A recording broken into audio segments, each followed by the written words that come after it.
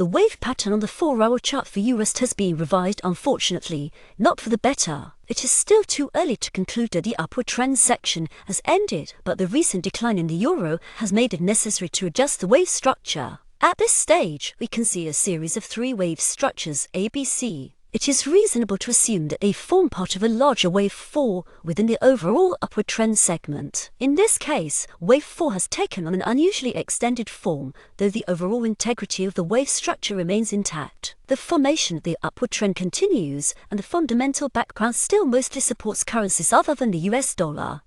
The trade war initiated by Donald Trump continues. The president's conflict with the Federal Reserve also continues. Market expectations for a dovish Fed rate stance are growing.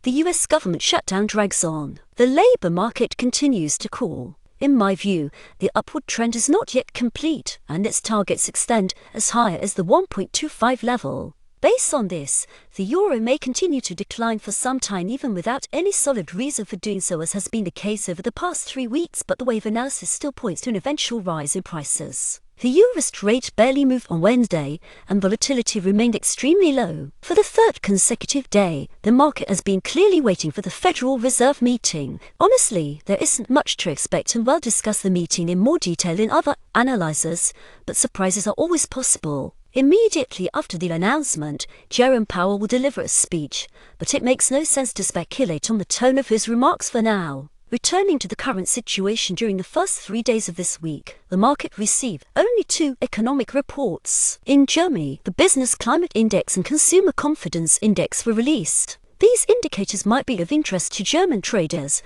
but the broader currency market completely ignored these very important releases. In the United States, there have been no significant developments so far, apart from the announcement early in the week that China and the US agreed to extend their trade truce. In the near future, the leaders of both countries may hold a face-to-face meeting to discuss details and shake hands, not as a sign of full peace, but rather to confirm a pause in escalation. In my opinion, this is not particularly positive news for the US dollar. However, at the moment, neither buyers nor sellers have a clear advantage. General conclusions based on my analysis of EURUSD, I conclude that the pair continues to build an upward wave structure. The market is currently in a pause, but Donald Trump's policies and the Federal Reserve's actions remain significant bearish factors for the US dollar.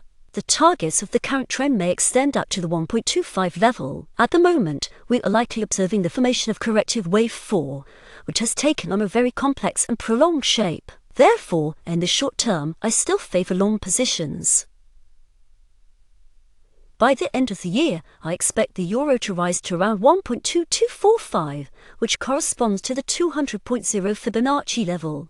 On a smaller scale, the entire upward section of the trend is visible. The wave pattern is non-standard, since the corrective waves vary in size. For example, the larger wave 2 is smaller than the internal wave 2 within wave 3. However, such situations do occur. I would like to remind you that it's best to focus on clear and identifiable structures rather than try to label every single wave. The current upward pattern looks relatively coherent. Key principles of my analysis: wave structures should be simple and clear. Complex structures are difficult to trade and often change unexpectedly. If you are unsure about the market situation, do not enter it. Absolute certainty about price direction is impossible. Always use stop-loss orders to protect your positions. Wave analysis can and should be combined with other forms of analysis and trading strategies.